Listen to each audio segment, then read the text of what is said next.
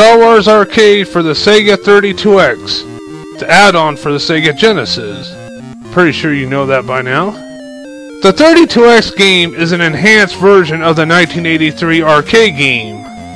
Star Wars Arcade was one of those launch titles for the 32X. Just like Doom, Virtual Racing Deluxe, and Cosmic Carnage, all four of the games were released on the same day as the 32X. Star Wars Arcade was developed by Sega Interactive and LucasArts and published by Sega. Yeah, all launch titles for the 32X have been published by Sega. Let's pop this game in and give it a go. First of all, the game does look promising, and the music and sound effects sound fantastic. Even the Star Wars theme sounds fantastic. The Star Wars theme is pretty realistic, especially for the 32X. And some of these games on the 32X don't even sound realistic to the original counterparts, such as that Doom game on the 32X. Doesn't sound nowhere near as good as the PC. In fact, nowhere near as good as the Super Nintendo version. But at least they actually have a big improvement on the Star Wars Arcade game, so that's a huge plus. Now let's see how the rest of the gameplay turns out. The game is set during the original trilogy. Actually, it's set in Episode 4 of The New Hope. From the menu selection, right off the bat, you have a game version to select from. Between the 32X mode, which claims to be the Super 32X enhanced version of Star Wars Arcade, with extended and more challenging levels. And the other game version is the arcade mode, which both modes are quite identical, but they both have different challenges. I'll start off with the 32X mode. You have two gameplay options, and choices of two ships. Ship 1 is the X-Wing. The X-Wing has one crew member, which are a pilot and a gunner at the same time. The ship also has 7 shield units and 4 weapon lasers. Ship 2, the Y-Wing. This one features 2 crew members, one a pilot and the other one a gunner. The ship also has 8 shield units and 2 lasers. Ship 2 does require 2 players to run the Y-Wing. Yes, 2 controllers to run this ship. Just like the Sega Genesis needed the 32X add-on in the cartridge slot to run the Star Wars Arcade cartridge in the cartridge slot on top of the 32X. Well, I haven't played the 2-player mode with a friend yet, but when I do, I'll keep you posted. But in the meantime, if you're playing 1 player, then the X-Wing is your best bet. Attention all wing pilots. Stand by to receive orders. The cinematic cutscenes and voice acting is quite impressive for a 32X game. And it sounds like how's it supposed to sound like. Now playing the game.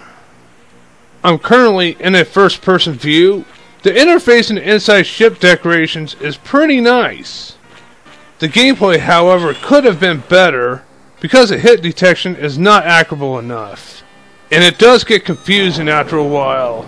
And the proton bombs don't do well either. So far the game is all about eliminating the number of enemy ships, like the TIE fighters, before time runs out.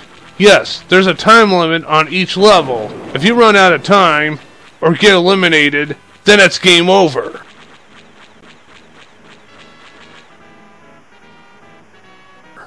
You only get 3 continues, and you know how I feel about limited continues. There is a cheat code on how to have unlimited time, which is helpful for that part. But what about unlimited continues? That's more important. Well, let me answer my own question. There is no code for unlimited continues, and that pisses me off. Now I'm in the third-person view. Looks interesting, and it's very awesome that they have an alternative angle. But the third-person view is even more confusing. You don't have a radar to see who or what's behind you. I mean, it's useful in certain ways, but I prefer the first-person view in this game. That way you can see what's going on around you. Now the arcade mode. There's 2 missions to choose from. the Rebel Attack, and the Training Mission. We'll start off with the Rebel Attack.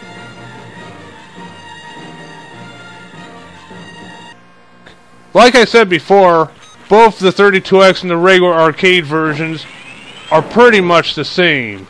I don't see hardly any difference here.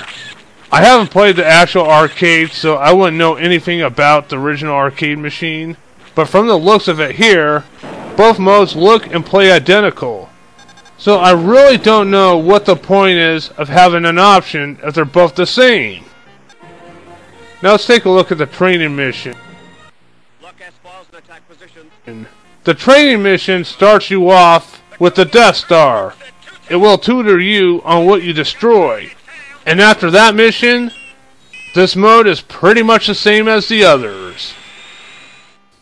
Well, I don't have anything else to say about Star Wars Arcade, except for the verdict. Do I recommend this game? Well, the game music sounds exactly like the Star Wars music score, which is pretty awesome. The sound effects is great, the cinematic cutscenes and voice acting is quite impressive, the gameplay is somewhat interesting, but the gameplay can get tedious sooner or later. The graphics were quite decent for the time, and Star Wars Arcade does have some interesting replay value that still holds up for even today's standards. But for what the 32X has to offer, Star Wars Arcade for the 32X doesn't hold up the replay value compared to the 16-bit Super Nintendo game, Star Fox. Star Fox has the proper gameplay feel, the hit detection is totally there, the music and the sound effects is very unique, some levels in Star Fox even have different camera angles as well, and the multiple angles for the gameplay of Star Fox are quite reliable. When it comes to competition, the 32X Star Wars Arcade versus the Super Nintendo Star Fox, I would have to say, just like Doom, the 32X lost to the 16-bit Super Nintendo. But at least it's more of an interesting competition this time, because Star Fox is an awesome game, and Star Wars Arcade is a good, but not great game. But a good game. But at least Star Wars Arcade does have some interesting graphics that lives up to the 32-bit, along with the music and sound effects. But when it comes to polygons, I wouldn't say it's any better than the Super Nintendo, but when you look close enough at the polygons, when it comes to ships, the 32X is not hardly any better than the Super Nintendo. Do I recommend Star Wars Arcade on the 32X? I would say if you find it for a decent price, and if you're a huge collector or a huge Star Wars fan, then I would say why not? I think Star Wars Arcade is one of the most decent games to have in the 32X library. And it's one of the best games that the 32X had to offer. And it's way better than that crappy 32X port of Doom. In other words, for the Star Wars Arcade on the 32X, I would say I recommend it. Now I'm done with the 32X games for a while, because those are the only two games I have, Doom and Star Wars Arcade. Doom I don't recommend, Star Wars Arcade I do recommend. And I got other projects I want to work on. I still have thoughts about revisiting the 32X add-on after I get more details on the other 32X games, but I'm not making any promises to when will I get it done though. But I will be doing Sega Genesis and Sega CD games time to time, because Sega Genesis is one of my all-time favorite game consoles, and the Sega CD add-on for the Sega Genesis is one of the most underrated systems of all time. Well, that's pretty much all I gotta say. Till the next time, so long everyone. Ultimate Gamer out.